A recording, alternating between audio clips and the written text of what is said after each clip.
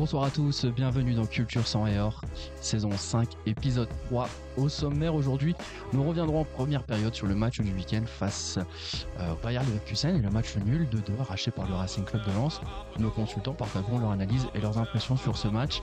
Dans le temps additionnel de cette première mi-temps, vous retrouvez l'actu du monde sans et or par Mathieu. À la mi-temps de cette émission, vous retrouverez le traditionnel quiz.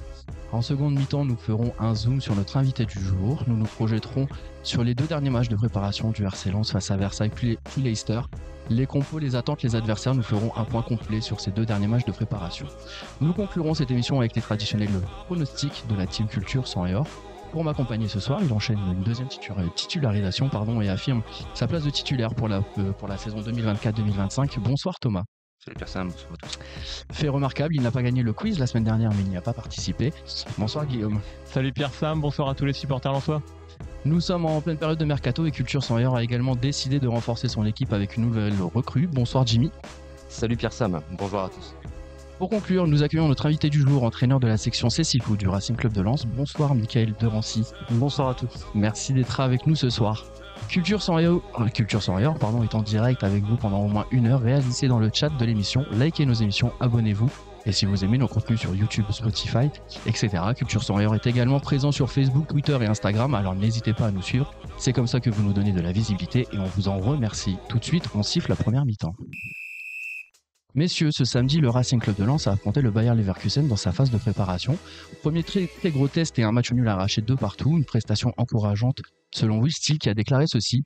C'est une partition intéressante dans l'ensemble, on a commencé le match avec un peu trop de respect pour eux, on les a trop laissés jouer, on les a un peu trop regardés, on n'était pas encore tout à fait dedans. Messieurs, êtes-vous d'accord avec cette analyse de Will Steele? Guillaume, on commence par toi. Oui, après c'est vrai que comme on encaisse assez rapidement, on peut mettre ça sur le coup de qu'on n'est pas rentré dans notre match, qu'on les a peut-être un peu regardés.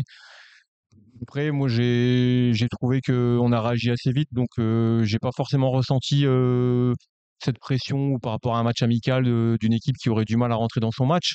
Bon après, c'est vrai que Zogradi, c'est peut-être plutôt une erreur de concentration qui nous punit assez rapidement, mais une équipe qui ensuite a réagi. Beaucoup d'enthousiasme, donc non, je suis assez d'accord sur le fait que ce soit positif, oui. Jimmy, plutôt d'accord sur le fait que ce soit positif également? Oui, tout à fait, je rejoins Guillaume là-dessus. Je trouve que les lancements ont quand même été entreprenants, on a essayé surtout de bien faire, et puis aussi on a eu la chance d'avoir un public déjà très chaud pour ce premier match. La semaine dernière, j'évoquais que le Bayern avait une possession moyenne de 60%. Michael, est-ce que tu sais combien on a eu de possession sur ce match face au Bayern?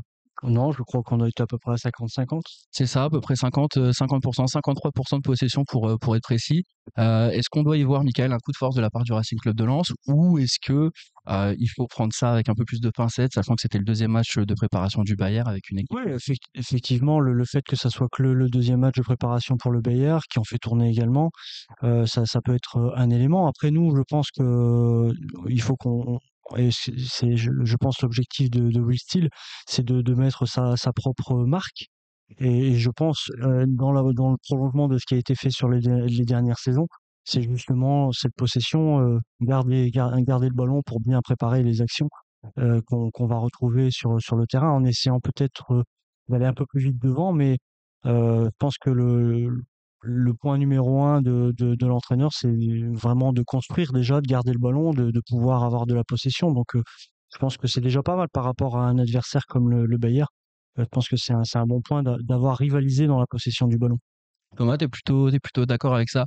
Il faut souligner le fait qu'on ait rivalisé dans la possession du ballon avec le Bayern, ou encore une fois, il faut qu'on prenne un peu plus de recul, un peu plus de hauteur, sachant que c'était encore une fois une équipe remaniée et c'était que leur deuxième match de préparation. Ouais, c'est ça, et ça, bon, c'est des chiffres, on pourra leur faire dire ce qu'on voudra.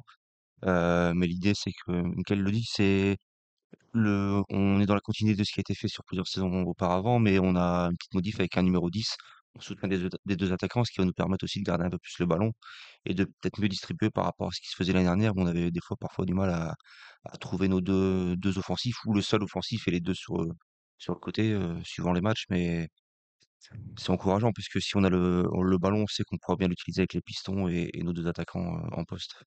Dans cette idée, Will Steele a également déclaré après le match: on veut être une équipe dominante qui va chercher haut l'adversaire. Maintenant, il y a forcément des moments où on va devoir être en bloc, défendre de façon un peu plus compacte. Dans l'ensemble, l'état d'esprit est intéressant, l'investissement de tout le monde est top. On va se concentrer sur ça et continuer. Jimmy, est-ce que tu vois, toi, des changements significatifs par rapport au RC Lens de l'année dernière? Est-ce que tu vois des intentions de jeu différentes? Est-ce que tu vois une patte Will Steele s'installer au fil des semaines? Alors, oui, il y a une patte qui s'installe, c'est-à-dire, je rejoins, Thomas sur ce qu'il a dit tout à l'heure, c'est-à-dire le fait qu'aujourd'hui, on est dans un temps de préparation un peu plus court et afin d'attaquer plus rapidement, je trouve qu'il a été très intéressant dans son analyse, dans le sens où il a dit, clairement que finalement, d'habitude, on allait chercher haut très rapidement sur les matchs précédents, on allait chercher très, très haut et là, le peu de fois où on a essayé d'aller chercher, bah, le Bayern est capable de ressortir rapidement le ballon, donc on s'est plutôt mis un peu plus bas afin de les attendre un peu plus et contrer, donc je pense que là-dessus, il a été un peu plus hybride cette fois-ci et c'est assez intéressant pour la suite aussi. Guillaume, tu es plutôt d'accord avec ça? C'est aussi intéressant d'avoir un entraîneur qui a des idées de jeu, des intentions de jeu, mais qui peut aussi s'adapter en fonction de l'adversaire et ne pas se découvrir à outre mesure et mourir avec ses idées, entre guillemets. Non, mais clairement, Will Steele, c'est quelqu'un nouvelle génération. C'est pas quelqu'un de dogmatique. En tout cas, il a pas une expérience suffisamment forte pour être sur un dogme footballistique sur, je sais pas, la possession ou enfin peu importe lequel. Maintenant, moi, je suis pas non plus. Honnêtement, j'ai pas trouvé énormément de différence entre le lance de Francaise et le lance de Will Steele. Donc, effectivement, qu'il apporte sa patte, qu'il y ait quelques adaptations au niveau notamment de la partie offensive. Sur le principe, et c'est pas une critique, moi je suis content de voir la continuité. De toute façon, c'est le même groupe. C'est le même groupe qui a été biberonné à un système de jeu depuis presque 4 ans. Will Steele, il va pas arriver en disant c'est la révolution, on fait tout à l'envers, on fait tout différemment, sachant qu'en plus, il a pas forcément de recrues. Mais je pense que de toute façon, ça fait partie de le jeu de Francaise et le jeu de Will Steele, ils sont quand même assez similaires. Il y a peut-être quelques adaptations au niveau du trio offensif, oui, effectivement, mais même si Francaise, cette partie offensive avec un 10 et 2 attaquants, on l'a connu en saison 2021-2022. C'est juste qu'après, lui, sur la durée, il a essayé à chaque fois d'injecter de la nouveauté. Whisky, il arrive, il profite de sa fraîcheur, de cette nouveauté-là. Les joueurs ont l'air satisfaits. Après, les joueurs, est-ce qu'ils en mettent pas aussi plus maintenant qu'ils en mettaient l'année dernière? Donc, c'est pas non plus. J'ai pas envie de tomber dans la facilité de dire Will arrive, c'est la nouveauté, ça y est, tout est magnifique, on ferme la page de ce qui se passait l'année dernière. Non, pour moi, c'est pas ce qui se passe. On est dans la continuité. Les joueurs, par contre, ça les a reboostés. Il y a un regain d'énergie qui se fait à tous les étages du club. Là, d'accord. Et ça se traduit sur le terrain. Maintenant, sur le fond, pour moi, on est dans la continuité de ce qu'on fait depuis 4 ans. Michael, tu es plutôt d'accord avec l'analyse de Guillaume, c'est-à-dire qu'on est dans la continuité et si on voit une intensité qui est différente, etc., c'est pas forcément la patte de Will Steele, mais des joueurs qui répondent peut-être plus au message du coach. Ouais, moi je suis tout à fait d'accord avec ça. On est dans la continuité, effectivement, et d'ailleurs Will Steele l'a dit dans sa présentation, c'est qu'il est pas là pour tout bouleverser et tout changer. Donc il va s'appuyer sur ce que Franck a fait pendant 4 saisons, avec quasiment le même groupe. Hein. On n'a pas pratiquement perdu personne dans les titulaires. Donc on repart sur quelque chose qu'on connaît. Après, forcément, et là plus dans l'animation offensive, peut-être qu'on va avoir des évolutions. Mais si on regarde bien hier, on a des évolutions, mais on a aussi des choses qui reviennent. Donc, et je pense qu'il va peut-être plus donner de liberté peut-être offensive à ce que Franck mettait en place offensivement, où il y avait beaucoup plus de choses, on va dire, automatisées. Que là, j'ai l'impression qu'on est plus sur laisser un trio offensif avec beaucoup plus de créativité et beaucoup plus euh, voilà, De liberté, ouais. de liberté Mmh. aux attaquants. Après avoir, mais ça c'est sur la durée qu'on va pouvoir le voir et le juger en fait. C'est pareil, hein, l'histoire de un 10, 2 attaquants et versus l'année dernière, 2 animateurs, un attaquant, un 9.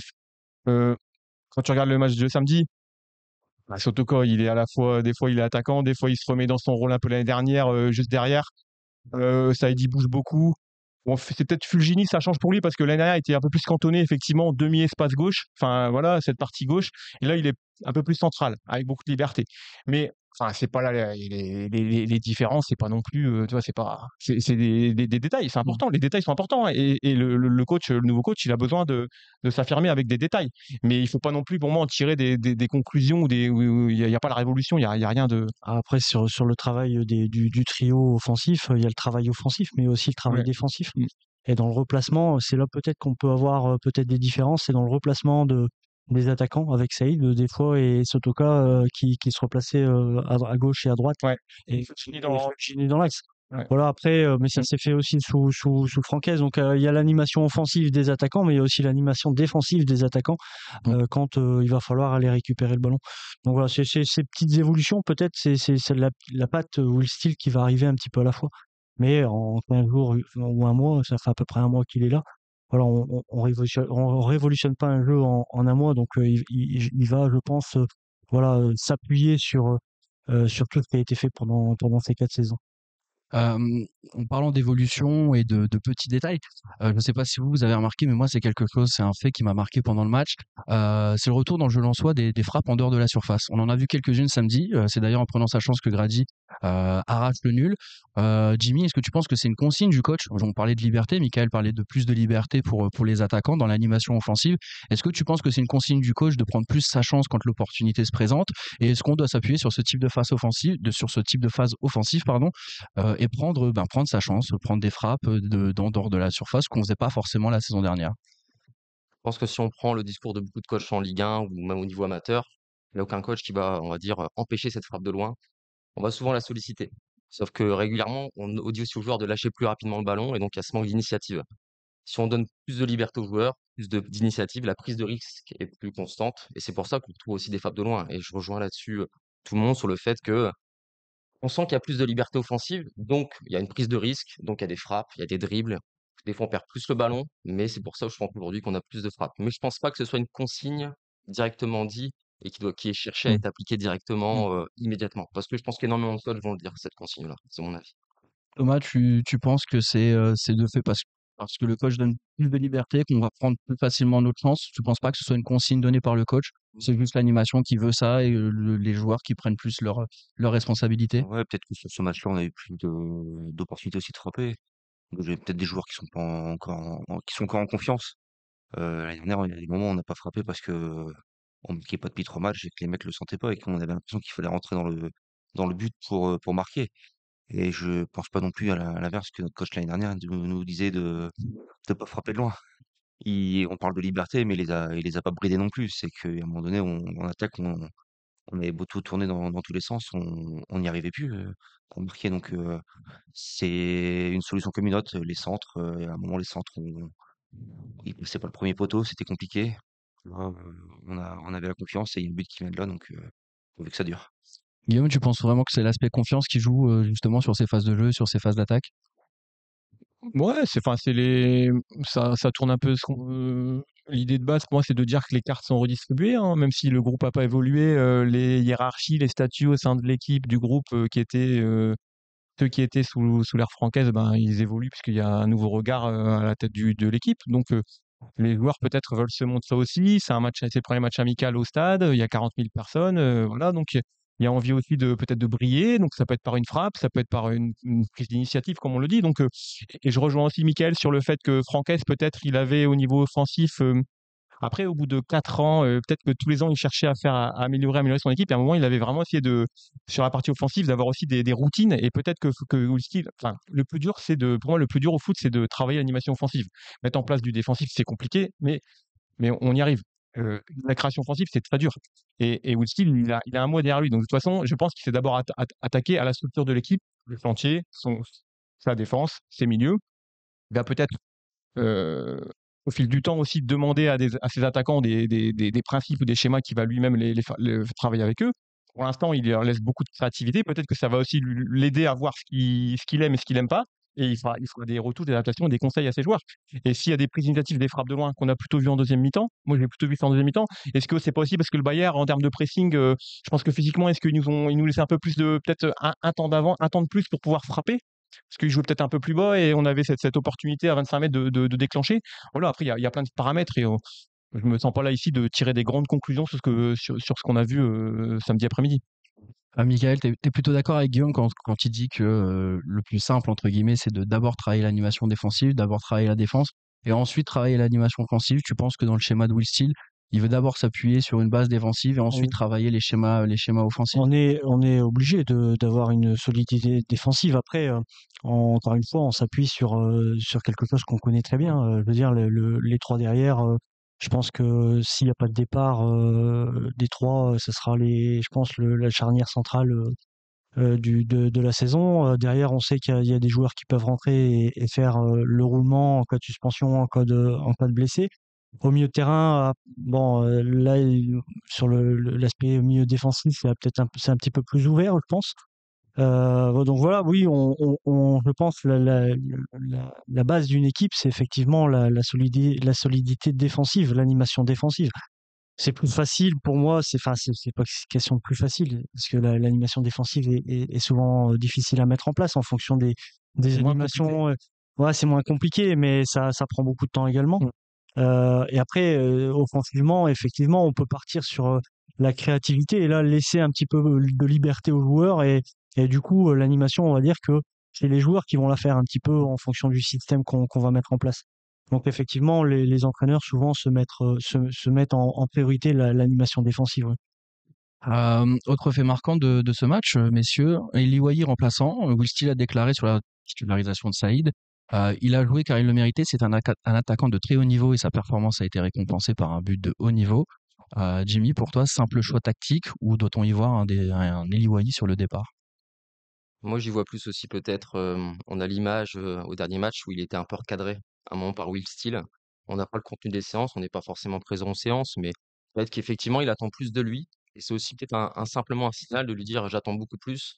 Maintenant, tu vas commencer sur le banc, je te donnerai un certain temps, tu me montres un état d'esprit», ce qu'on a retrouvé sur sa rentrée, pour regagner du temps de jeu.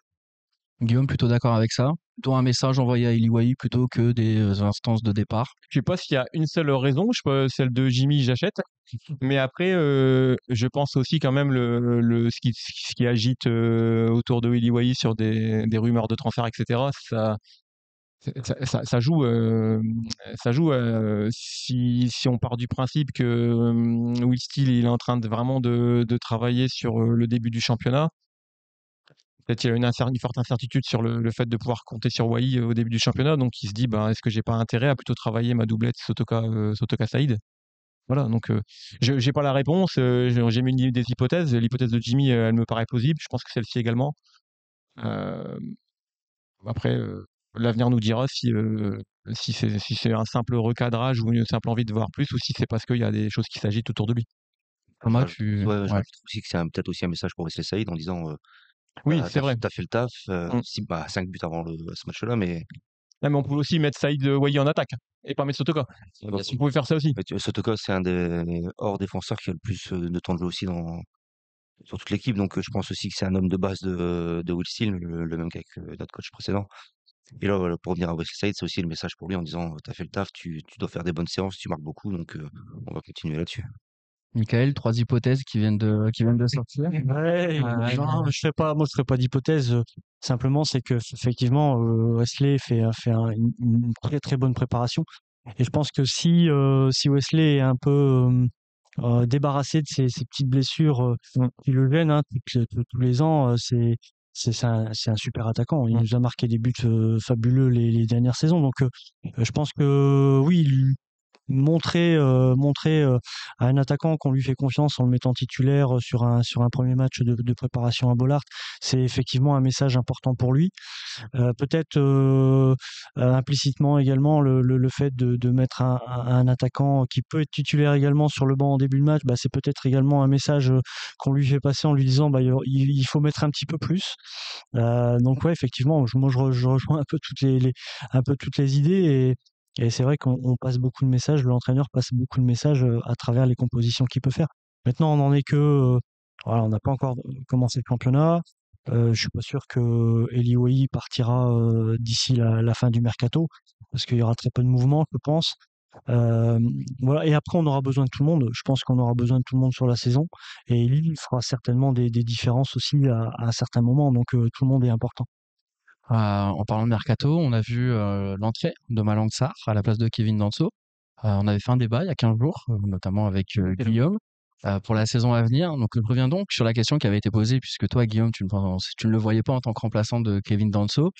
Quand Deranso est sorti, c'est Malang Sarr qui est entré et qui a pris sa place. Est-ce que pour toi, tu y vois quelque chose pour prendre la place de Danso en cas de départ dans la saison à venir, ou pour toi, c'est simplement anecdotique ce changement? Alors, anecdotique, je sais pas. En tout cas, je vais pas pour l'instant changer d'avis dans le sens où, même si Damien il m'attend avec le fusil, parce que lui, effectivement, Damien, il voit Malang Sarr se positionner entre Grady et Medina.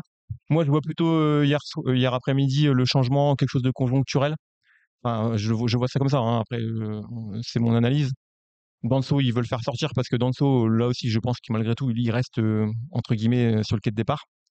Et bah Malang Sarr, si tu veux donner 90 minutes, enfin, tu peux pas le mettre ailleurs en fait. On a vu Aïdara jouer à cette place-là. Aïdara était rentré piston. Malang Sarr, si tu sors pas Medina, Malang Sarr, il lui reste comme place, il lui reste que celle-ci. Moi, je pense que c'est conjoncturel. Il restait cette place-là derrière. Et après, ça n'empêche pas que Will a peut-être envie de le voir. Et d'ailleurs, son jeu est particulier hein, sur ce poste-là, mais il a peut-être envie de le voir entre les deux. Mais est-ce que pour autant c'est le plan le plan A pour Malang Sarr? Moi, je ne pense toujours pas. Je te ce plan-là. Jimmy, toi, tu penses que, comme le disait Guillaume, c'est conjoncturel ou ça peut être une vraie option en cas de départ de Kevin Danso? Comme Guillaume, conjoncturel dans le sens où trop peu de temps de jeu. Il fallait le faire rentrer un moment. Je sais pas s'il peut commencer titulaire aujourd'hui. On lui a donné du temps de jeu. Il a bien fait les choses. Il a apparemment apprécié l'ambiance de Bollaert aussi. Donc, à voir pour la suite, mais pareil que Guillaume, conjoncturel aujourd'hui. Trop peu de temps de jeu, pas assez vu pour l'instant. Michael, tu penses que son profil pourrait être un bon remplaçant à Danso ou comme nos consultants, tu penses que c'est conjoncturel? Non, non, Je suis de... je pense que ça peut être une solution. Alors, soit une solution pour le remplacer, Kevin, s'il viendrait à partir. Donc, ça peut être une solution, mais il y en a d'autres. Il y a Kuzanov également qui peut également évoluer à ce poste-là. Après, c'est un joueur quand même qui a fait une saison blanche, où il a quasiment pas joué la saison dernière. Donc, et pour mettre un défenseur titulaire à la place de Danso, il faut quelqu'un qui soit solide et qui ait du temps de jeu derrière lui. Et justement, il en a pas pour l'instant. Donc, je pense que là, c'est une possibilité, mais il lui faudra, je pense, encore du temps pour se prendre la place de Kevin, si Kevin reste en tout cas. Mais après, ça peut être une option parce que c'est un défenseur central et il peut jouer, je pense, à ce poste-là. Après ce nul face à Leverkusen, le RC Lens est donc sur un bilan de 4 victoires, un nul et une défaite. Thomas, est-ce que les différentes prestations au fil des semaines et notamment celle de samedi te donnent le plein de confiance pour la saison à venir? Ça reste des matchs amicaux, hein, donc le plein de confiance, c'est pas moi qui dois l'avoir, c'est eux. On peut être satisfait, c'est toujours mieux que 6 défaites, hein, mais on sent qu'on monte en puissance, c'est surtout ça le principal à tous ces matchs amicaux et qu'en intensité, on répond présent. Ce championnat allemand de 7 ans. On verra les 2 prochains matchs qui vont permettre de donner du temps de jeu aussi à ceux qui sont rentrés plus tard. Et si on termine la semaine invaincue, ça sera pas mal pour démarrer contre Angers. Guillaume, toi aussi, tu la sens cette montée en puissance au fil des semaines? Oui, après, c'est le but d'une préparation, hein, c'est de démarrer par des matchs amicaux en tout début de stage, avec beaucoup de rotation, donnant 30-45 minutes aux joueurs. Là, on commence à donner, il y a des joueurs qui ont joué 90 minutes, donc là, on commence à donner du temps de jeu vraiment long à un certain nombre de joueurs. Donc ça, c'est que le travail est bien fait. Après, moi, ce que je noterais plutôt au-delà de la montée en puissance, c'est l'énergie qui dégage du groupe et de Will Steele avec son équipe. On a quand même eu une fin de saison et des épisodes assez douloureux quand même début juin. Et voilà, c'est bien de partir avec cette énergie positive qu'on ressent, même s'il n'y a pas forcément eu de recrues. Je pense que les joueurs ont été aussi revigorés par ce changement de discours qu'ils entendent. Il y a des règles qui ont dû changer dans le fonctionnement du groupe. Ça remet un peu de vitalité à tout ça. Donc je pense que ça, et ça, moi en tant qu'observateur extérieur, ce que je vois, c'est ça, c'est que l'image du samedi après-midi, c'est une équipe qui a toujours envie d'aller de l'avant, qui est protagoniste, voilà, qui est pas là pour subir, qui veut imposer quelque chose dans un stade qui est toujours chaud, bouillant, et donc voilà, cette histoire, elle démarre, c'est les premiers chapitres qu'on est en train d'écrire avec Will Steele, et pour l'instant, on est dans la bonne direction. Michael, en tant que coach, c'est vrai qu'on voit ce vent de fraîcheur, on voit cette complicité avec le coach.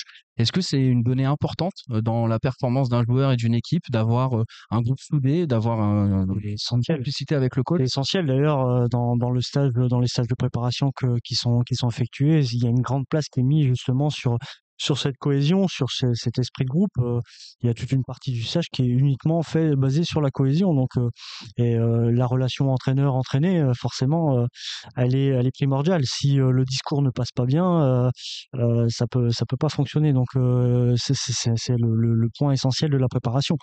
Donc, je pense que le message de Will Steele passe bien avec le groupe. Le groupe, ça lui fait du bien aussi, je pense, d'avoir un peu de nouveauté. Une large partie du staff qui a été renouvelée également. Il y a les adjoints aussi qui ont été renouvelés. Donc, je pense que c'est une nouvelle communication, des nouveaux mots, des nouvelles façons de fonctionner. Donc, la nouveauté fait du bien aussi aux athlètes, quel que soit le domaine. Ça peut faire que du bien. Ça peut également faire du bien à des joueurs peut-être qui avaient un peu moins de confiance, qui avaient un peu moins de temps de jeu.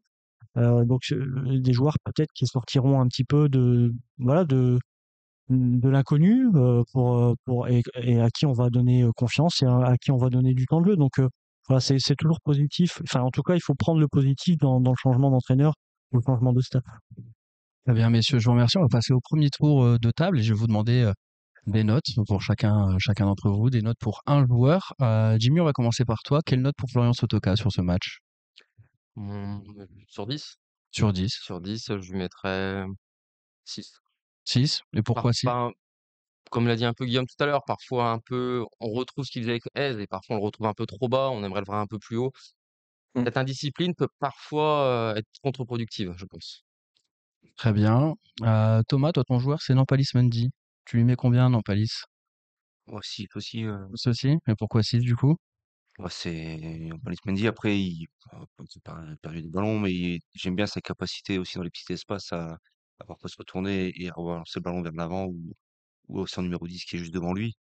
Par rapport au milieu de présent, non blessé ou en méforme, parce que je pense que c'est lui qui sera titulaire au premier match et reste à savoir qui sera à ses côtés. Guillaume, toi, ton joueur, c'est Ruben Aguilar. Quelle note tu mets à Ruben? Ouais, très bon match de Ruben Aguilar. Moi, 6,5, allez, pour aller un peu au-delà du 6, parce que 7, je vais pas jusqu'à 7, mais je mets 6,5. Il a quand même toujours Frankowski qui pose derrière lui, qui est peut-être un peu en retard de prépa par rapport à l'Euro, mais Aguilar, je l'ai retrouvé comme l'année dernière, très affûté, beaucoup d'envie, des propositions sur le côté. Alors effectivement, peut-être qu'en plus, les Pistons cette année ont l'air d'être un poil plus haut, hein, que par rapport au système francaise. Donc voilà, beaucoup d'énergie, beaucoup d'envie. Moi, c'est un joueur que j'apprécie beaucoup et c'est une valeur sûre, je pense. Il est arrivé en septembre, enfin, il me semble que c'était fin août l'année dernière, mais je pense qu'il va cette année, je pense qu'il a de quoi endosser un rôle de cadre.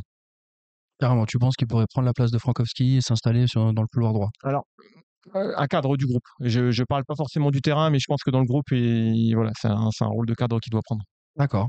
Michael, pour toi, le joueur que tu dois noter, c'est Adrien Thomasson. Quelle note pour Adrien?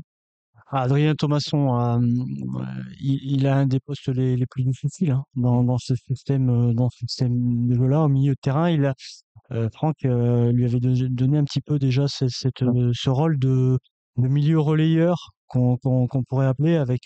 Alors, il y a eu des duos différents la saison dernière avec des fois un joueur un peu plus offensif, hein, des joueurs un peu plus défensifs. Là, la complémentarité avec Nampalis a été pas mal parce que Nampalis est un joueur un peu plus à domaine, on va dire entre guillemets défensif. Et Adrien, ça lui permettait dans ce milieu de relayeur de monter un petit peu plus haut sur le terrain. Il n'a pas toujours été en réussite. Il n'a pas gagné tous les ballons. Il en a perdu certains. Mais c'est encore un rôle un peu difficile pour lui. Pas forcément son rôle de prédilection. Mais il a fait le job quand même, il a fait les efforts parce que un milieu relayeur quand il fait 90 mètres en avant, forcément il faut qu'il revienne à 100 à l'heure pour se replacer. Il l'a fait ça, les courses, il a pas économisé ses courses. Je pense qu'il donne de satisfaction au coach parce que je crois que c'est un des seuls joueurs qui a fait les 90 minutes. Je sais même pas s'il est sorti. Non, il est passé. Donc je crois le seul joueur à ne pas être sorti avoir fait l'intégralité du match. Donc c'est aussi un message, je pense que l'entraîneur lui donne en lui disant: «Je te fais confiance sur ce poste-là. Je pense qu'il peut encore progresser parce que c'est un joueur qui techniquement est quand même assez intéressant. Donc pour l'instant, je lui mettrais 5,5, mais je pense que avec un peu plus d'automatisme encore, au fil des matchs, je pense qu'il peut amener quelque chose de nouveau dans ce milieu de terrain. Est-ce que justement, parce que c'est un poste auquel il avait joué dans le passé, sur lequel on le repositionne là seulement maintenant, mais avec le coffre qu'a le joueur, etc., vraiment, tu penses que ça peut lui convenir et Ça peut faire lui du bien? convenir. Après, c'est toujours la complémentarité qu'on va lui mettre à côté. Donc, je pense que si on lui met un joueur du profil de justement Nampalis, qui est un peu plus défensif, ça peut être justement intéressant où lui, justement, il va peut-être plus se projeter vers l'avant. Après, ça dépendra, je pense, avec qui il sera associé. Je pense aussi que ça dépendra aussi des types de matchs. Et je pense quand même que cette doublette Mendy-Thomasson, elle manque d'impact physique. Et bon, notamment Adrien Thomasson, euh, il est meilleur dans l'utilisation du ballon. Il peut éventuellement gratter quelques ballons, mais dès qu'il y a un peu on est quand même sur la zone du milieu de terrain où il y a en général beaucoup de trafic, pas beaucoup de temps, et tu peux parfois avoir en face de toi des gabarits quand même assez costauds. Adrien Thomasson, c'est un joueur plutôt intelligent, plutôt fin. Je pense qu'il pêche un peu dans ce. Donc, Mendy, c'est pas non plus un gros gabarit, même si c'est quelqu'un qui a aussi beaucoup de coffres comme Thomasson. C'est tonique, hein. Tonique, ouais. Mais après, dans le jeu aérien, c'est peut-être un peu compliqué avec cette doublette. Et c'est une zone où on peut être amené à avoir besoin un peu de présence aérienne et physique. Donc, effectivement, à voir. J'aurais dit, bon, si on avait un Abdul Samed en grande forme, je pense que le binôme irait peut-être un peu mieux. Abdul Samed, bon, on a des grosses interrogations sur lui. Donc, effectivement, mais bon, voilà, moi je pense que c'est limite que je mets à Adrien Thomasson sur ce Pour ce poste. poste. Ouais. Messieurs, deuxième tour de table, je vais vous demander votre carton vert ou votre carton rouge. Thomas, je commence par toi. Un carton vert, on a vu les photos avant le match sur les murs de la Marek dans les allées. Avec quelques fresques peintes pendant l'été. Ça égaye la Marek qui était un peu triste dans les allées, un peu grises. C'est pas mal. Encore une belle initiative du club et des Tigers. Jimmy, ton carton vert ou ton carton rouge pour ce match? Carton vert pour un premier match à domicile. Vraiment une ambiance. En tout cas, moi, j'étais derrière la télévision et j'ai senti l'ambiance palpable et j'ai envié ceux qui étaient au stade. Guillaume, ton Oui, carton bon, un vert? carton vert, moi, c'est l'enthousiasme de ça. Je me suis exprimé là-dessus en début d'émission, mais voilà, c'est l'enthousiasme qui entoure l'équipe en ce moment et il faut surfer là-dessus, en fait. On va avoir une saison qui va démarrer fort. On va avoir du championnat, on va avoir vite la Conference League, le barrage. Enfin, oui, le barrage de Conference League. Donc, effectivement, il va pas falloir trop tergiverser et entamer la saison du bon pied. Avec cette énergie, il faut s'en servir. Voilà, on voit les Français aux Jeux Olympiques, ils se servent de l'énergie de tout le public sur chaque site olympique. Donc, il faut aussi que nous, on arrive à emmener nos joueurs pour un début de saison qui soit à la hauteur de nos attentes. Ouais. Et toi, Michael? Bah, je rejoins je rejoins les consultants sur le public qui étaient présents déjà en nombre. Faire un guichet fermé déjà sur un match de préparation au mois d'août où beaucoup de monde est en vacances, c'est quand même pas rien. Donc carton vert pour le public qui a déjà retrouvé le stade, qui a donné de la voix et de l'animation. Donc ça c'est assez important. Après à l'équipe aussi carton vert dans ce qu'ils ont essayé de produire sur le terrain et justement ils essayent d'emmener le public avec eux et je pense que pour que le public y aille il faut que les joueurs emmènent le public. Je pense pas que ça sera enfin, le public peut faire la différence sur un match, peut faire la différence sur une fin de match quand ça pousse, mais je pense que au départ c'est les joueurs qui doivent emmener le public avec eux. Merci, messieurs, pour ce premier débrief de la saison. Tout de suite, c'est le temps additionnel de cette première mi-temps. Et on accueille Mathieu pour l'actu du monde sang et or. Bonsoir messieurs, Bonsoir comment allez-vous? Mathieu. Très bien, Bonsoir, et Mathieu. toi? Ça va très bien, très en forme. Je sors sur la vague, comme me dit Guillaume. On commence Mathieu avec ce premier match de préparation dont nous avons déjà parlé, mais durant lequel l'inclusion a été mise en avant. Oui, Pierre Sam, un match d'ailleurs durant lequel le maillot Ferd a été dévoilé, un maillot qui ressemble étrangement au maillot noir de l'an dernier. En fait, le maillot Ferd, c'est un peu comme Steen Spearings, il revient l'année d'après, mais en plus classe et décoloré. Mais tu as raison Pierre Sam, l'essentiel était ailleurs, alors que le Racing a proposé un espèce d'audio guide pour aider les personnes malvoyantes. Suivre le match avec plus de détails, peut-être que Michael nous en parlera après. Alors perso, je n'ai pas testé, mais c'est clairement une super idée qui permet de renforcer l'inclusion, évidemment. Il suffit donc d'une simple inscription, c'est totalement gratuit et ça permet de mieux comprendre le football. Les chroniqueurs de Culture Senior devraient y songer. On va parler de l'équipe maintenant qui a quasiment terminé sa préparation estivale. Oui, absolument, Pierre Sam, mais revenons tout d'abord sur quelque chose dont nous n'avons pas assez parlé, le stage de cohésion effectué par les joueurs.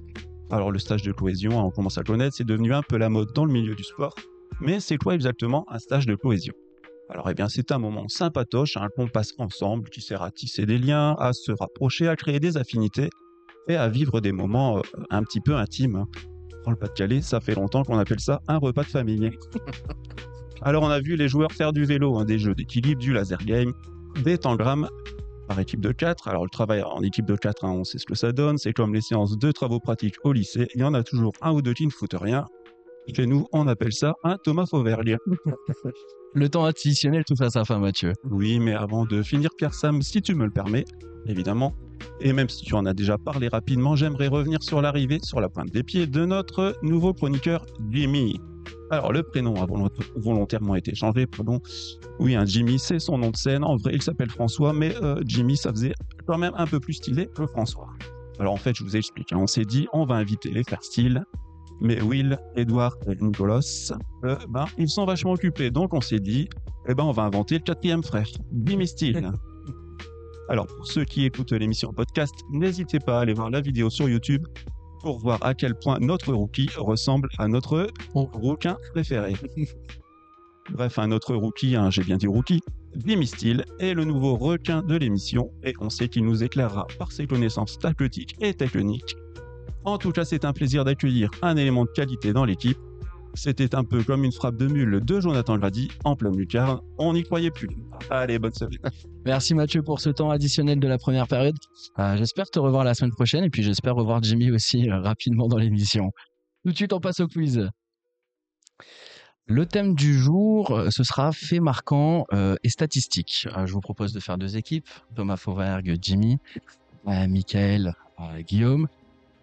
Première question, messieurs. Si je ne sors pas mes réponses, ça sera plus compliqué de vous donner les réponses. Je sors ça tout de suite. On est prêt. Sur les 9 derniers déplacements du RC Lens à la J1, combien de fois le Racing s'est-il imposé? Une proposition par équipe. Ligue 1, Ligue 2 confondu? Sur les 9 derniers déplacements du RC Lens à la J1. Je pense qu'il y a eu la Ligue 2. Donc, Ligue 1, Ligue 2 confondu. sur 9. Ça va. Mais Cinq victoires, J1, cinq c'était victoires. pas forcément en déplacement. C'est toujours quand on se déplace à la journée 1. D'accord, ok. Donc ça peut être la journée 2. Non, c'est toujours la J1 en déplacement. Donc ça peut revenir, Ça à, peut revenir ça à peut remonter à 18 ans ou 20. Ah oui, bien sûr. Ouais, oui. Ah, Bien ça sûr. change la donne. Ça change, c'est pas les 9 Vous dernières avez dit saisons. 5, ils ont dit Ouais. 5. Ils ont dit 5 victoires. On va dire 4, je pense. Ouais, 4. Ouais, c'était 0 Ouais. victoire. 0 victoire, donc c'est 3. On a gagné au Mans. On a gagné au Mans. En Ligue 2. Alors c'était peut-être que Ligue 1, que je Ah suis ouais. désolé. C'était pas précisé, excusez-moi, c'est un Le truc. premier match de Sotoka, tout ça. Hein. Oui, c'est vrai, on avait gagné 2-1 dans la Ouais, douleur. Banza et Sotoka, je crois. Ouais, on avait gagné 2-1 dans la douleur. Donc c'était qu'en Ligue 1, excusez-moi messieurs. Ah C'est un peu ma faute. Mais donc du coup en Ligue 1, c'est 0 victoire, 3 nuls, 6 défaites. Et la dernière Ligue 1, on aurait dit victoire ça. en déplacement en Ligue 1 pour une première journée, c'était le 29 juillet 2000 à Nantes. Ah oui, 0-2, j'étais. On a fini à 10 en plus. Ouais. Il est- Bouche pour Sibierski et but de Pierre Fanfan et Diouf. Il est aussi toujours aussi impressionnant, c'est incroyable. Un point pour l'équipe, Guillaume, Mickaël. Deuxième question, messieurs. Will Steele est le plus jeune coach de l'histoire du RC Lens avec ses 31 ans. Qui était Ouais. le plus jeune coach de l'histoire du club avant lui? En Ligue. Une proposition par équipe. Ah ouais. Je crois. Ouais, il me semble. Il était jeune. Hein. Ouais, bon, ouais, je te laisse. Je sais Prio, vas-y. Philippe Redon. Philippe Renaud. Redon, pardon, Ça excusez-moi. doit pas être lui. Non, ça va pas être ça. Sinon, il aurait. Ça m'aurait. Il était jeune, j'entends. Sico. Non, c'était Anton Marek qui était Ah oui, bien sûr. entraîneur-joueur. Qui était entraîneur-joueur. Ouais. Il avait 32 ans. Donc, D'ailleurs, il coachait depuis la tribune Marek, je crois. Le banc était de l'autre côté, en fait. pas de point pour cette question, Ouais, messieurs. Guillaume Varmus est le gardien qui a joué le plus de matchs européens avec Lens. Combien de matchs au total? Une proposition par équipe, messieurs. Effectivement, il en a joué beaucoup, mais. Parce qu'entre les Ligues des Champions et les Coupes d'Europe, Tout match européen confondu. 30, entre 30 et 40, ouais. Proposition, messieurs. Allez, 40. 40. 22. C'était 32. Ah, 32 matchs européens. Point pour l'équipe Guillaume, Michael. Bien joué. Donc, deuxième point pour vous. Depuis la saison 1945-1946, quelle est la position moyenne du Racing Club de Lens en Ligue 1? Une Par ordre proposition. alphabétique, souvent on est classé au début par France Foot. L, on est toujours au milieu, quoi. Une proposition. en classement final. Classement Ouais, en final, moyenne, que ça en soit en moyenne. moyenne. Ouais. 10e. Ouais, 10e. 10e. On aurait dit 11e. 11e, c'était 9e. Ah, Un point pour l'équipe, Michael. 10e dans une Ligue 1 à 20, et maintenant qu'on a 18, on aurait été 19e, bien sûr. Pour être précis, et d'autres saisons à 18 avant. pour être précis, on est champion. c'est 9,47, mais étant Ah ouais. donné que 9,47 est plus proche de 9 que de 10, je vrai. mets 9e. Ça nous met mieux quand même. Dernière question. Lens détient un bien triste record dans l'histoire de la Ligue 1 avec le plus petit nombre de points marqués lors de la saison 88-89. Mm. Combien de victoires les 100ers ont-ils Trois. accumulé? Trois. 3 victoires. Ouais, point. Bon, voilà. Je pense qu'il n'y a pas débat, pas besoin de Ah faire non, un c'est point vrai. score. Victoire de l'équipe Guillaume, Michael. J'espère que Guillaume va pas rester invaincu toute la saison quand même dans les quiz. On va essayer de le mettre en difficulté. Non, Dans- mais moi, dans la moi, des saison. fois, de temps en temps. Merci messieurs pour ce quiz. Tout de suite, on siffle la deuxième mi-temps. Tout de suite, c'est l'heure du Zoom sur notre invité. Rebonsoir, Michael de Rancy, et encore merci d'être avec nous. Vous êtes le coach de l'équipe de CC Foot du RC Lens. Pouvez-vous nous expliquer en quelques mots ce qu'est le CC Foot pour les spectateurs et les auditeurs qui n'y connaissent pas, enfin qui ne connaissent pas trop cette discipline? Donc c'est une discipline paralympique déjà, comme on est dans une période ici olympique et les Paralympiques vont suivre bientôt et on aura justement un tournoi paralympique de CC Foot à Paris, au pied de la Tour Eiffel, sur le terrain qui Tu vois? beach volley actuellement, donc il va être transformé en terrain de CC Foot. Donc c'est simplement du foot adapté pour les personnes en situation de handicap visuel. Donc c'est les personnes qui sont malvoyantes ou non-voyantes. Donc nous, dans la catégorie des non-voyants, parce qu'il faut savoir qu'il y a une catégorie qui est de malvoyants, mais qui n'est pas, elle, discipline paralympique. Il y a juste la catégorie des non-voyants qui est discipline paralympique. Et donc pour que tous les joueurs soient sur le même pied d'égalité, parce que forcément la déficience visuelle est différente d'un joueur à l'autre. Certains vont encore pouvoir voir des ombres, leurs mains vont pouvoir encore voir sur un œil. Donc forcément les déficiences visuelles sont tellement différentes que on met tout le monde sur le même pied d'égalité et on met un masque sur les yeux des joueurs. Donc on obstrue complètement la vue des joueurs. Et forcément, il a fallu amener quelques adaptations par rapport au foot traditionnel pour que des personnes déficientes visuelles puissent jouer dans l'obscurité totale. Donc la première adaptation, c'est le ballon qui, lui, fait du bruit par rapport à un ballon classique. Donc des gros lots à l'intérieur du ballon qui permettent aux joueurs de repérer le ballon sur le terrain. Ensuite, on a adapté les règles, forcément, le nombre de joueurs qui est forcément plus réduit qu'au foot traditionnel. Donc là, on est plus sur un futsal, donc à 5 contre 5, avec un terrain qui est bordé de barrières latérales pour que le ballon ne puisse pas sortir des limites du terrain sur les touches. Donc il n'y a pas de touche, le jeu est assez fluide. Et les joueurs, pareil, grâce aux barrières, ont un repère tactile au niveau du toucher. Quand ils sont sur la barrière, ils savent qu'ils sont sur la ligne de touche.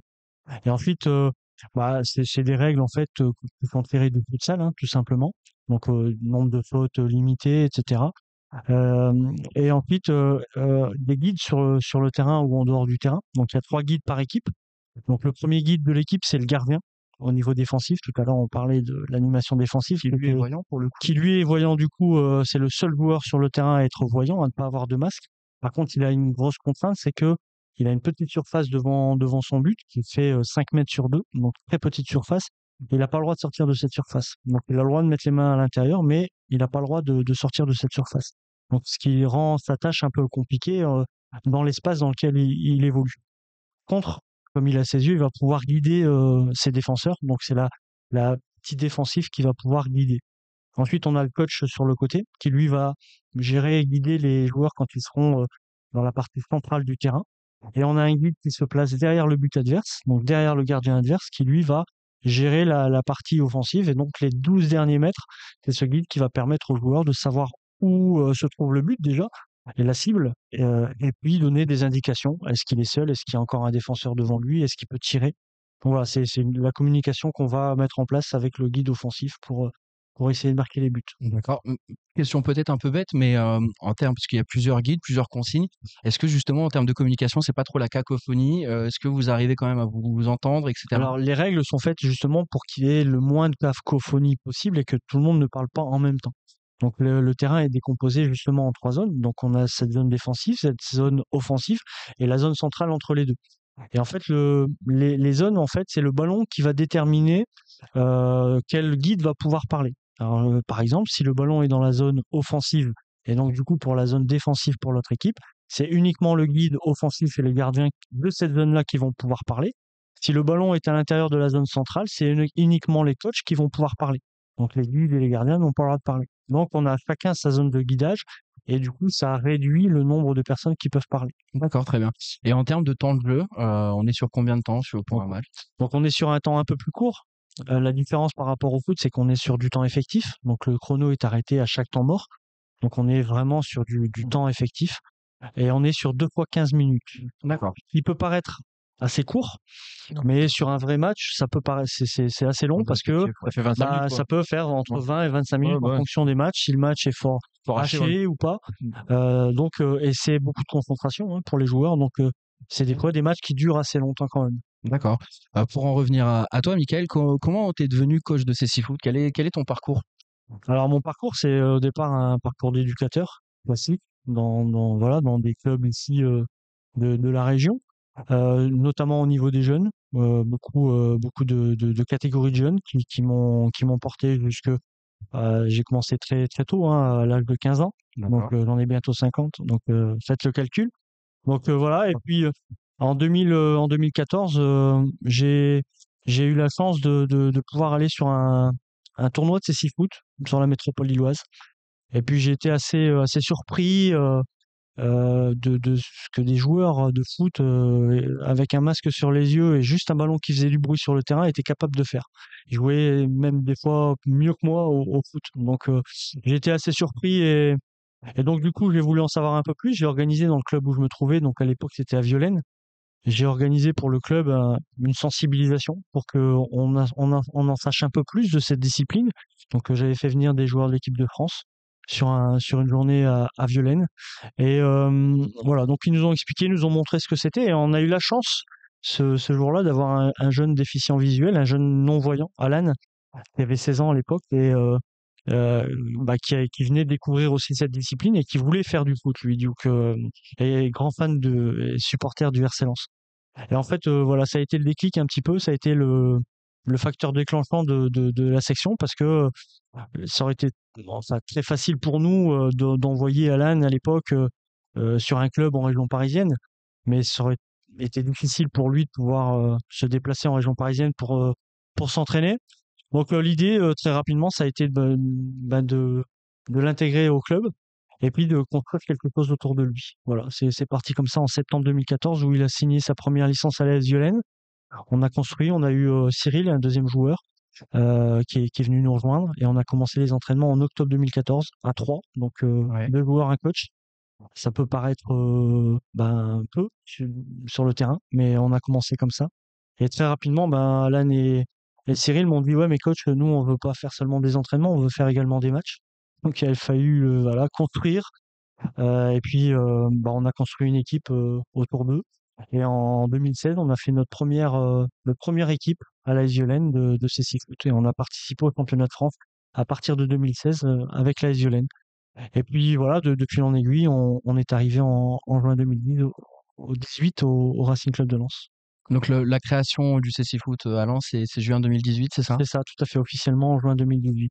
Et ça s'est fait parce que il y avait plusieurs petites structures qui se montaient dans la région. Il y avait nécessité de monter une plus grosse structure avec plus de moyens ou comment ça s'est fait ce Non, parcours? Cette création avec, il y avait qu'une structure qui accueillait, donc l'AS Violaine qui accueillait ces personnes déficientes visuelles pour pouvoir faire du CC Foot. Il n'existait aucune autre équipe dans le département ou même dans la région à l'époque. Forcément, alors pour situer Violaine sur une carte de France, c'est hyper compliqué. Quand on parle CC Foot, les gens ils savent pas ce que c'est. Donc c'était très difficile à l'époque de pouvoir continuer à développer sans avoir une notoriété, une image, simplement une vue sur nous. Et donc, très rapidement, l'idée, ça a été de pouvoir, pour continuer à se développer, de s'associer avec une structure un peu plus importante, avec une notoriété plus importante. Et ici, dans le département, forcément, quand on parle de foot, et moi, en étant supporter du RC Lens depuis toujours, je me voyais pas proposer ce projet-là à un autre club que le RC Lens. En plus, pour la petite anecdote, hein, l'AS Violaine et le RC Lens, c'est les mêmes couleurs, hein, c'est les couleurs 100 heures, donc je voulais pas changer de couleur. Et donc voilà, donc il y a eu des discussions à partir de 2017 qui ont été menées avec les dirigeants de l'époque, hein, parce que Ouais. il y a du chemin qui a été Mmh. parcouru depuis. Et puis voilà, donc il a fallu convaincre de, pas forcément de la nécessité de l'avoir en Racing, mais de qu'est-ce qu'on pouvait amener de plus au Racing Club de Lens en amenant une section C6 Foot. Voilà, donc on a tapé dans la main de Joseph Ogourlian et de Arnaud Pouille en juin 2018, avec Eric Loder, qui a été un grand partisan de la venue du Racing au sein de l'association Racing Club de Lens. Et donc voilà, et puis on est arrivé, il a fallu convaincre aussi, hein, forcément, il faut convaincre de la nécessité et du bienfait d'avoir une section Celtic Foot au sein du club. Et c'est ce qu'on a fait ces 5-6 dernières années. Et aujourd'hui, il y a plein de choses qui sont mises en place, justement. On en parlait tout à l'heure avec le de description. Voilà, dans la continuité de la section CC Foot, il y a plein d'actions qui sont mises en place également sur la cause de la déficience Il y a une visuelle. vraie continuité dans ce que vous faites au quotidien avec C'est le ça, club. tout à fait. Autre question, est-ce qu'il y a un championnat de France? Est-ce qu'il y a un championnat de France de Ligue 1, par exemple, en CC Foot, des qualifications en Coupe d'Europe, des Coupes de France? Est-ce qu'il y a la Est-ce que, Conférence League? Alors, il n'y a pas encore de Coupe d'Europe, en tout cas officielle. Il y a un championnat de France, Ouais. donc qui tend à se rapprocher des systèmes de championnat de foot, hein.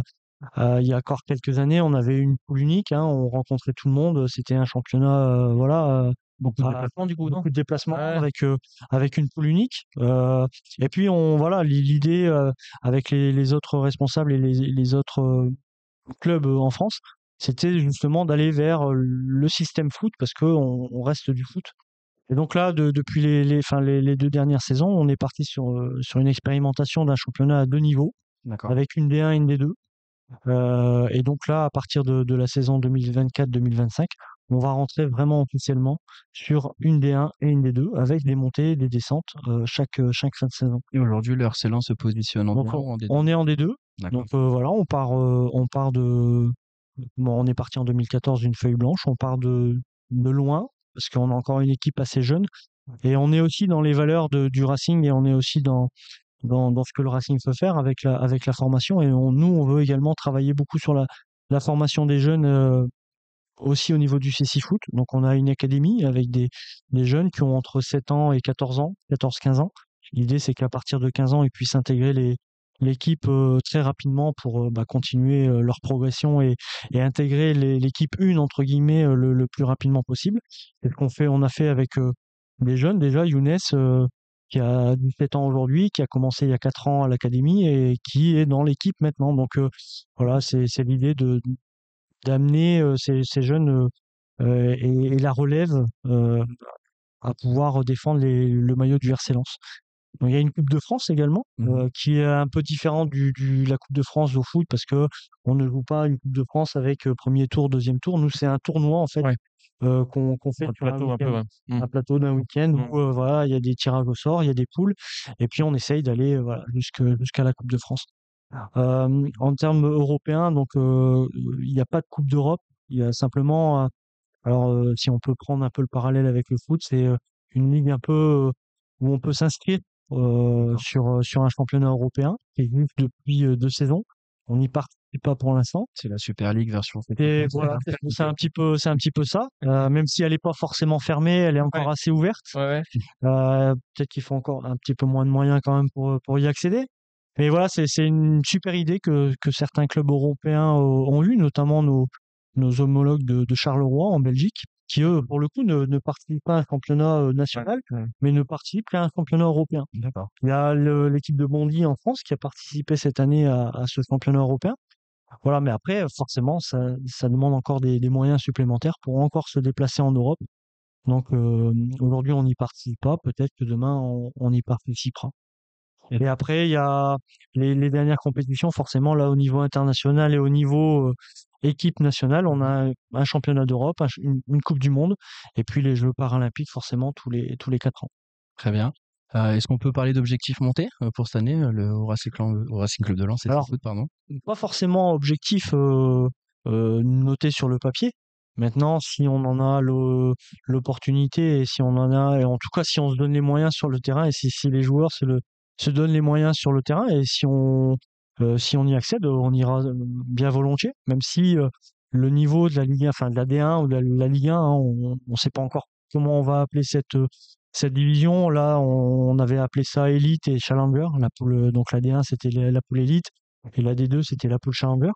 Donc sur ces 2 saisons-là où c'était un peu expérimental, la première saison où on a expérimenté ça, on était encore en D2 ou en poule Challenger. Et la première saison, on a fini premier de cette poule Challenger. Malheureusement, comme c'était que expérimental, il n'y avait pas de montée, il n'y avait pas de descente. Donc on est reparti la saison suivante sur une nouvelle phase d'expérimentation.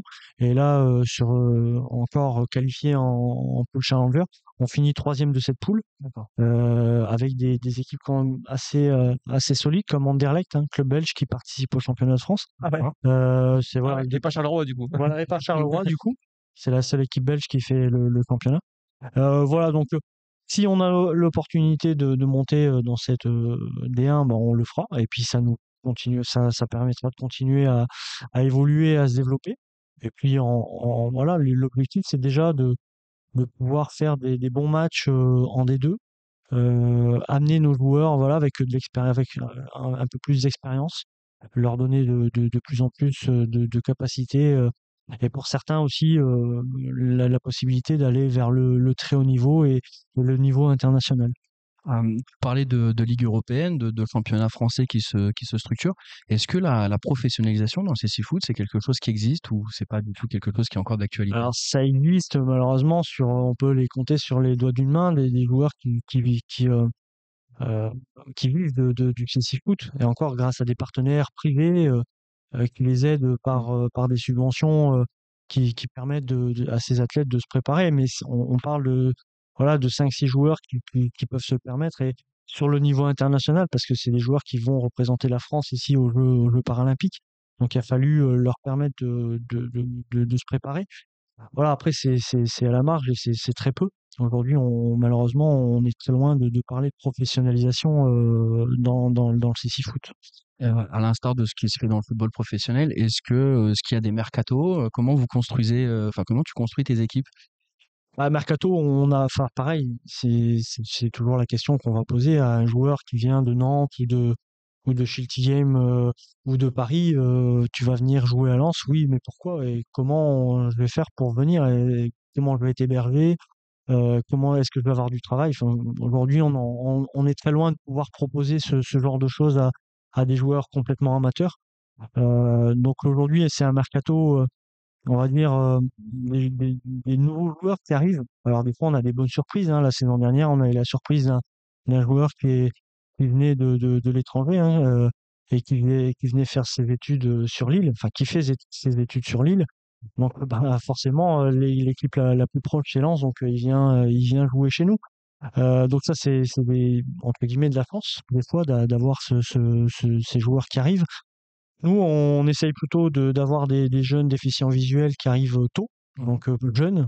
Et nous, l'idée, c'est voilà, de les amener dans les années à venir à être dans cette équipe. Donc, pas forcément un mercato avec des joueurs confirmés pour l'instant, mais plutôt de former des joueurs pour plus tard. Donc, on sème les petites graines et on récoltera, si on travaille bien, on récoltera les fruits dans les années à venir. C'est ce qu'on commence à faire avec le petit Younes là qui a 17 ans et qui a 4 ans de CC Foot derrière lui, et qui commence à montrer ce qu'il sait faire. Merci Mickaël Merci à d'avoir vous. présenté l'équipe de CC Foot du RC Lens. C'est un beau projet sur le long terme en plus. ce qui est à souligner. Tu voulais rajouter quelque Ouais, chose, Thomas? question, on parlait tout à l'heure des consignes et tout ça, qu'il fallait pas que ce soit la cacophonie. Comment ça se passe avec le public en fait? Très Est-ce qu'il y a bonne du question. public dans les tournois, dans les matchs et Alors, ça fait du bruit? Qu'est-ce qui se passe? on espère qu'il y ait de plus en plus de public. Nous, on rêve de ça, de pouvoir amener le public lensois, ou pas que lensois, même à l'extérieur, de plus en plus nombreux autour du terrain. C'est encore assez anonyme, même si on est au RC Lens depuis 2018. Tout le monde ne connaît pas encore l'existence de CC Foot au RC Lens. Donc nous, c'est aussi un des axes qu'on essaye de travailler sur la sensibilisation, sur la communication, sur voilà, que les gens sachent qu'il y a une équipe de CC Foot au RC Lens. Et effectivement, le public, il doit être le plus silencieux possible. Je vais prendre l'exemple en fait de Roland Garros. Pendant les échanges, pendant le jeu, le public est silencieux et il peut exploser de joie au moment des actions, au moment des buts. Mais forcément, pendant le jeu, le public doit être le plus silencieux possible. Très bien. C'est tout bon pour toi? Ouais, merci. Moi, Toi, t'as une petite juste question des aussi, petites Jimmy? questions pour revenir sur la question, on va dire la dimension tactique. Est-ce qu'il y a cette notion que tu peux aller chercher de bloc équipe, c'est-à-dire on a le ballon, on écarte, on n'a pas le ballon, on recercle, ces consignes très basiques. Ça reste du foot. Voilà, moi, quand je démarrais, je ne savais pas, hein. Enfin, j'étais complètement ignorant sur la discipline. Et très vite, quand on met en place, quand on met en place les entraînements, hein, même les entraînements, et puis qu'on met en place ensuite des animations offensives, défensives, bah en fait, ouais, c'est exactement la même chose qu'au foot, hein. Est-ce que ton bloc, tu veux qu'il soit haut? Est-ce que tu veux qu'il soit médian? Est-ce que tu veux qu'il soit bas pour subir, pour aller en contre après? Est-ce que tu vas aller chercher l'équipe adverse plus haute? Donc forcément, on prépare nos joueurs également à ces placements, ces déplacements. Quand on a le ballon, quand on n'a pas le ballon, quand j'ai le ballon, qu'est-ce que je fais? Mon coéquipier récupère le ballon, qu'est-ce que je fais? Donc effectivement, nos séances sont basées sur tout le travail technique et aussi sur toutes ces animations qu'on essaye de mettre en place pour que au moment du match, les joueurs savent comment ils doivent se comporter. Donc c'est simplement du foot avec quelques adaptations. Et c'est pour ça que moi j'insiste beaucoup sur le fait que j'entraîne des joueurs de foot en fait. Encore merci, Merci Michael, pour ces excellentes pour ces questions. lumières. On va revenir au Racing Club de Lens, le Racing Club de Lens, celui qu'on connaît le mieux. Canal historique. On va se projeter sur les matchs de préparation restants. 2 matchs de préparation. Un premier mercredi à Versailles à 16h, le second samedi à 16h à Bollaert de Lellis contre Leicester. Messieurs, quelle composition pour ces 2 matchs à venir? Verra-t-on un groupe rajeuni ce mercredi contre Versailles et l'ébauche d'une équipe type contre Leicester samedi? Thomas, qu'est-ce que t'en penses? Ouais, c'est ce que je voyais mercredi, pas forcément rajeuni, mais au moins du temps de jeu pour ceux qui en ont eu moins, sur la préparation, ceux qui sont arrivés plus tard, peut-être Samba dans les buts, un peu plus longtemps. Et sur Leicester, on va se rapprocher de ce qui va se faire à Angers pour la première journée avec, une équipe, si on peut l'appeler type, au moins l'équipe type du moment. Avec, peut-être Saïd devant et la défense, type, de ce début de saison et qui sera peut-être celle de l'année dernière si on n'a pas eu de départ entre deux. Guillaume, est-ce que on doit avoir de réelles attentes sur le match de mercredi? Est-ce que cette rencontre, elle est pas un peu anecdotique? Bon, anecdotique pour nous peut-être, pour le coach dans sa préparation, effectivement, par rapport à la distribution des temps de jeu, je pense que ce match-là, s'il a été positionné là, il a son utilité par rapport à ça. Il y a aussi des joueurs qui sont revenus plus. Bon, Thomas, il parle de Samba, il y a Machado aussi qu'on n'a pas encore vu. Il y a Frankowski qui a peut-être besoin d'avoir aussi peut-être 60 minutes, je sais pas. Et donc il y a des joueurs aussi à remettre dans le train, dans le bain progressivement. Ils vont pas forcément peut-être effectivement démarrer le match à Angers. Mais voilà, je pense que la compo de Leicester, effectivement, ce sera a priori, sauf événement mercato ou blessure, normalement le 11 ou quasiment la structure du 11 qui sera rangée. Et donc, par décalage, ceux qui vont pas être le coach, il va raisonner sur les 2 matchs. Il va dire: «Bon Leicester, c'est quoi mes pions? Qu'est-ce que je mets?» Et puis par décalage, ben, Frankowski, Aguilar, les 2 ils peuvent pas jouer. Donc voilà, je pense que Frankowski jouera mercredi et Aguilar samedi, tu vois, par exemple. Et au niveau offensif, et ben, il y a Pereira da Costa, Fulgini sur le poste de 10 qui se partagent un peu. Il y a devant, ils sont 3 en ce moment pour 2 postes, Sotoka, Saïd, Wai. Voilà, il y a des temps de jeu qui vont se distribuer, peut-être une équipe qui va se décider. Après Versailles, c'est national. Bon, donc du coup, c'est vrai que c'est pas le même niveau d'adversaire non plus par rapport à ce qu'on a rencontré pour l'instant. En tout cas, entre le Bayer Leverkusen et Leicester, bon, il y a Versailles. Bon, on se doute bien qu'il y a l'enjeu. Et est-ce que c'est pas aussi voilà, est-ce que Versailles, voilà, je sais pas, ils ont demandé, enfin, on a peut-être un accord avec le club de Versailles pour leur envoyer la balle sur un match amical pour je ne sais quelle raison. Enfin voilà, donc je sais pas de comment ça s'inscrit tout ça, mais bon, en tout cas, effectivement, on sera braqué sur samedi après-midi au Stade Bollard, 40 000 personnes. Je crois qu'il reste encore quelques places, mais on va être pas loin du compte. Avec Versailles, c'est à Versailles. Le match sera peut-être, je sais pas, ne sera pas diffusé, enfin un huis clos, etc. Donc bon, Michael, c'est vrai que cette programmation est plutôt surprenante. C'est l'équipe la plus faible qu'on va rencontrer en plein milieu de semaine, entre deux matchs quand même assez costauds en termes d'adversaires.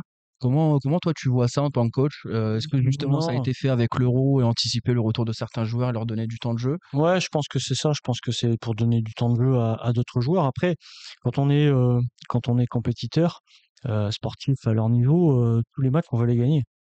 Donc, il faudra qu'ils mettent les ingrédients sur le terrain pour le gagner. Après, peut-être qu'il y a aussi, pour ces joueurs-là, si en tout cas c'est le choix du coach de faire tourner, bah de se dire, coach, je suis là et je montre que je suis là. Donc ça va donner du temps de jeu, ça va permettre à des joueurs de se montrer. Mais forcément, oui, le dernier match de préparation de samedi, ce sera la répétition générale. Je pense avec une équipe très proche de celle qui démarrera la première journée, je pense. Jimmy, donc samedi, comme on l'a dit, samedi ce sera le match de préparation face à Leicester, le dernier match de notre préparation. Quelles sont tes attentes toi par rapport à ce match? Bah, j'aimerais qu'on soit quand même dans la continuité de ce qu'on a vu contre le Bayern. C'est-à-dire qu'aujourd'hui, je pense il faut battre Versailles, clairement, continuer à être ambitieux, même si on fait tourner, on peut se permettre de battre une équipe de National 1. Et je pense que ce serait de bon augure pour continuer à capitaliser de la confiance pour après le match contre Leicester, puis après le championnat. Donc je pense qu'on peut être ambitieux. Si en plus on arrive à faire 40 000 personnes, même s'il reste quelques places actuellement, je pense qu'on pourrait leur donner une victoire. Encore plus de bon augure pour le début du championnat. Toi Thomas, tes attentes par rapport à ce match contre Leicester?